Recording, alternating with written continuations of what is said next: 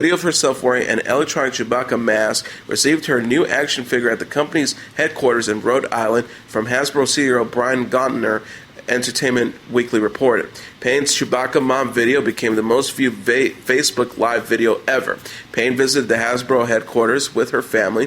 The action figure used Payne's likeness for the face that maintains Chewbacca's body from the neck down.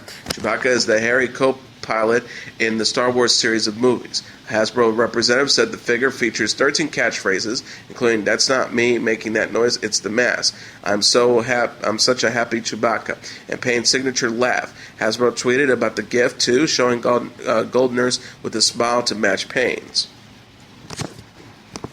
Former Two and a Half Men star Charlie Sheen hinted that he had sex with the daughter of a government official, but denies infecting any partners with HIV. In a wide-range interview with entertainment presenter Piers Morgan, Sheen said the encounter with the girl 20 years ago, whose father was famous, sent him racing to the airport.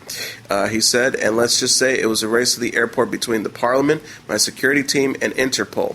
He declined to reveal the girl's name, saying it would not be fair for her to do so. In his interview with Morgan, Sheen says reports of him having infected previous sexual partners with HIV are bullshit, the Telegraph reported.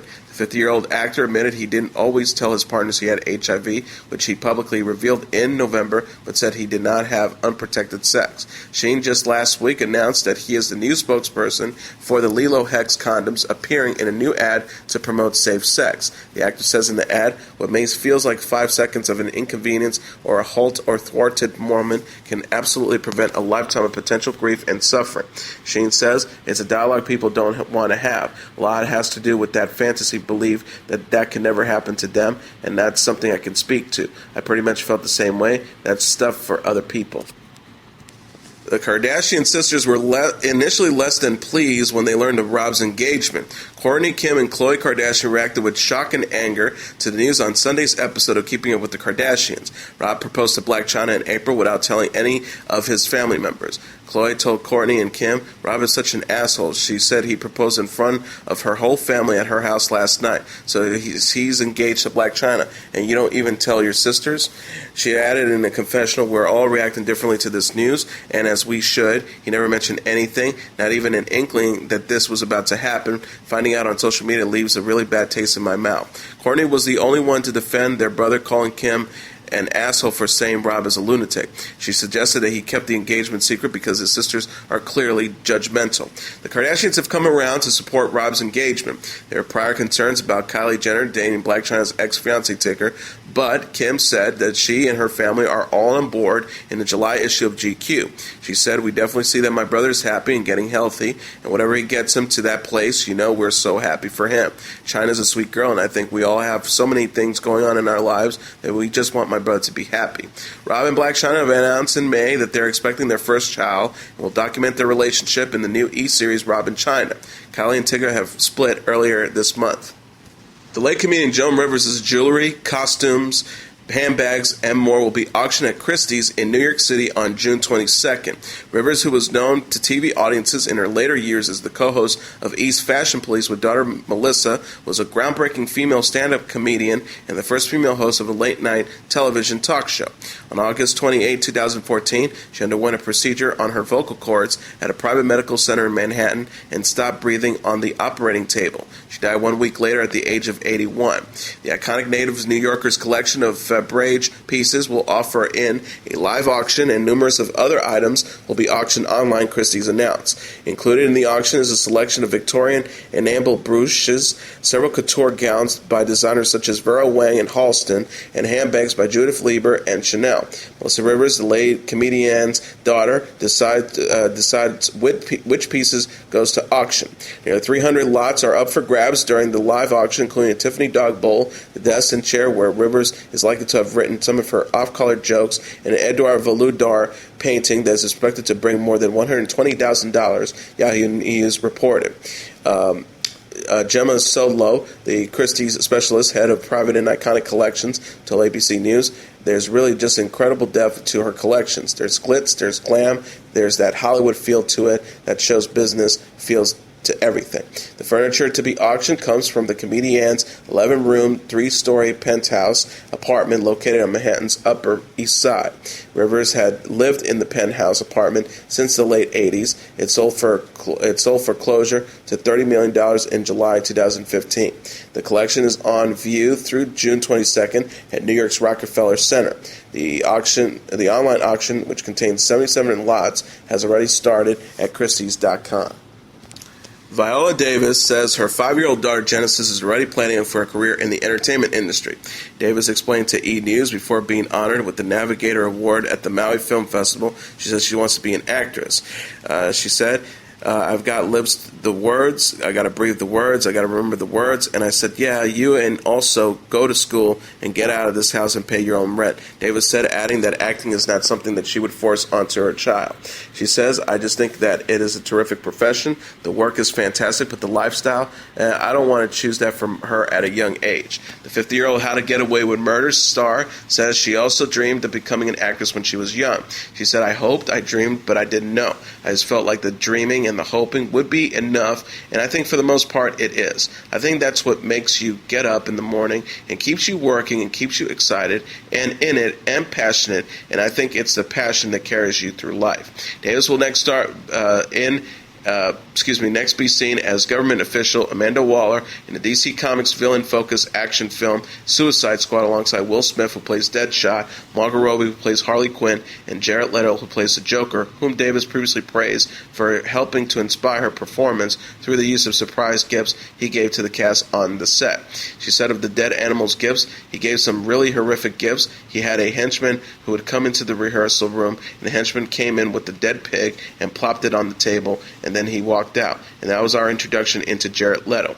She also added, now I'm terrified as a person thinking, is he crazy? But the second part was, oh shit, I gotta have my stuff together. You talk about commitment, and he sends Margot Robbie a black rat. It was still alive in the box. She screamed, and then she kept it, Davis concluded. Suicide Squad opens in theaters August 5th. Singer Selena Gomez is the new face of Louis Vuitton fashion. Designer Nicolas Xzibit chose the 23-year-old singer to represent his fashion house just a few months after she decked out in a black and white print number for the Met Gala designed by Xzibit, People magazine reported.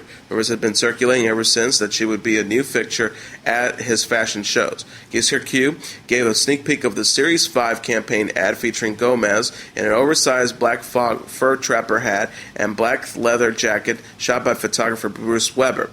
Gomez was holding a small square purse embossed with the LV initials. The famed designer also showed off his latest fashions on his Instagram account, including Weber's photo.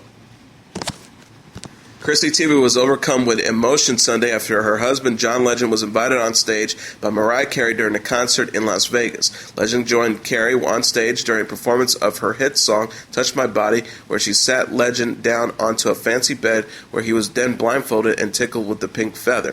Teigen was filmed cheering wildly from the audience, happy to see Legend take part in Carey's performance inside the Coliseum at Caesar's Palace. The model wrote on Instagram alongside a video of her reaction, Mariah pulled at John Legend on stage at her Vegas show, and as a lamb, I have never been so happy.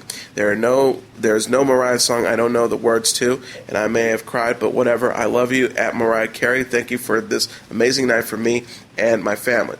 Carey posted on her Instagram the moment she shared with Legend on stage writing, good sport, while the Ordinary People singer shared a photo of the trio together backstage writing, we go back like babies and pacifiers. On Father's Day, Teigen posted on Instagram a photo of the couple's first child, daughter Luna, writing Happy Father's Day to the most perfect man Luna and I could ever ask for. She said, since the day she was born, you've done every bottle with me, woke up with me to keep me company through every night. You don't mind diapers, get all the best burps, and reading her Goodnight Moon like poetry.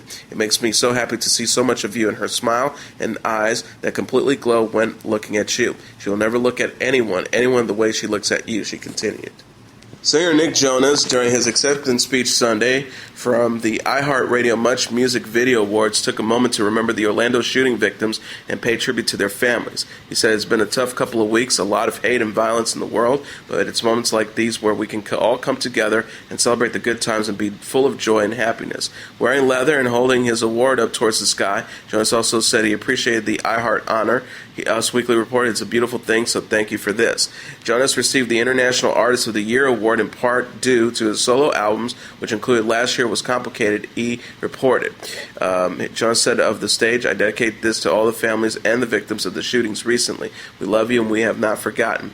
A shooter killed 49 people and injured 53 at Pulse, a popular Orlando gay nightclub, on June 12. The gunman, Omar Matin, was shot and killed by police inside the club as he holed up in the bathroom. And now let's take a look at what happened on this date in entertainment history. On this date in 1965, Mr. Tambourine Man is released and the folk rock revolution is on.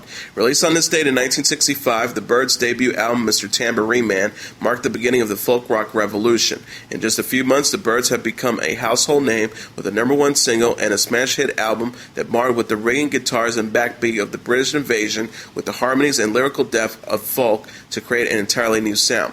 Perhaps someone else could have listened to the bright guitar lines of the Beatles' Ticket to Ride and to Bob Dylan's original Mr. Tambourine Man and had the idea of somehow combining the two. But neither of those recordings existed when the Byrds' Roger McGuinn devised his group's new sound. Newly signed to Columbia Records, the Byrds had access to an early demo version of Mr. Tambourine Man even before their label mate Bob Dylan had had a chance to record it for his own upcoming album. On January 20th, 1965, they entered the studio to record what would become the title track of their debut album and incidentally the only Bob Dylan song to ever reached #1 on the U.S. pop charts. Aiming consciously for a vocal style in between Dylan's and Lennon's, McGuinn sang lead, with Gene Clark and David Crosby providing the complex harmony that would, along with McGuinn's jangly electric 12-string Rittenbacher guitar, form the basis of the Byrds' traditional sound. That sound would be influential and influenced countless groups from Big Star to the Bangles in decades to come, had an immediate and profound effect on the Byrds' contemporaries, and even on the artists who inspired it in the first place. Bob Dylan's reaction to hearing what the Byrds had done with Mr. Tambourine Man, "Wow, man, you can't even dance to it." Just days before the hugely influential album of the same name was released to the public on June 21st, 1965, Dylan himself would be in a New York recording studio with an electric guitar in his hand, putting the final touches on Like a Rolling Stone and setting the stage for his controversial Dylan Goes Electric performance at the Newport Folk Festival just 1 month earlier.